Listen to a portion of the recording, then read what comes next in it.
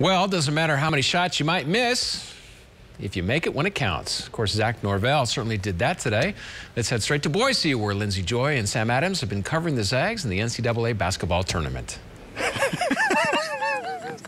All right, Lindsey and I we're making new friends here in town. So here we go. Zach Norvell, my goodness, playing in his first ever NCAA tournament. We understand during the TV broadcast, actually, the announcer said from a high school gym just a year ago to a big shot like that.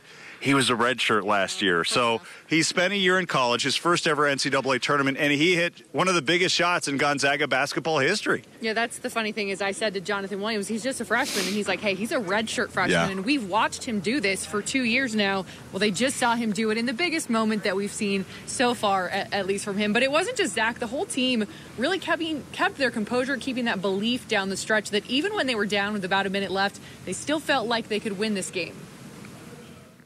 We always stick together, and we always do the best we can to really have confidence in each other, and ourselves, and in the system. And I mean, I had a thought in the back of my mind. I knew we were going to pull it out, and I'm really glad we did. I'm really glad the guys stepped up when they did. You know, we've been there before, and we knew that it's March, so anything can happen. And we knew adversity could hit, and I'm just glad we stuck with it and we stuck together, and that's what matters in times like this. Just keep believing, keep staying, keep the core tight, you know.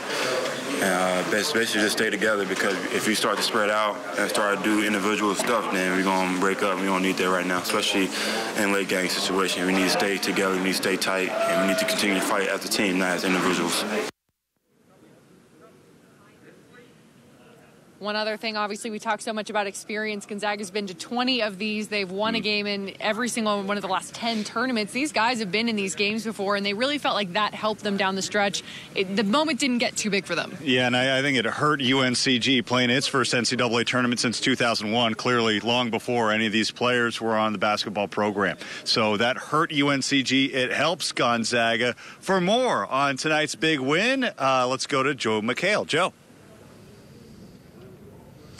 Well, hey, Sam. Yeah, I don't know what's in the water here in Boise, but every game today inside the Taco Bell Arena has been razor thin. Of course, you already know about Gonzaga just getting by UNCG. The team they'll be playing on Saturday, Ohio State, just got by South Dakota. But at this point, it doesn't matter, right? You win and you move on. And earlier I spoke with some fans after the game about their thoughts on Gonzaga moving on to the round of 32. I mean, I'd like to see us hit some shots in the second half. We were missing everything there for a while that normally we make. Hope to see a little bit cleaner game, clean some things up, work on the press, but Mark will have his guys ready, I'm sure. It wasn't a pretty win, but a win's a win, and we'll take it. I want to see Tilly perform better. I'd like to see us hit our threes, be up by 20, and be able to relax.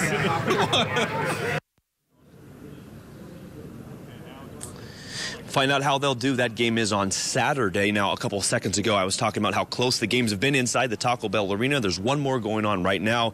Kentucky leads Davidson 65-59 with a little over a minute left. So that one could come down to the wire. For now, we're going to send it back to you in the studio, Dan.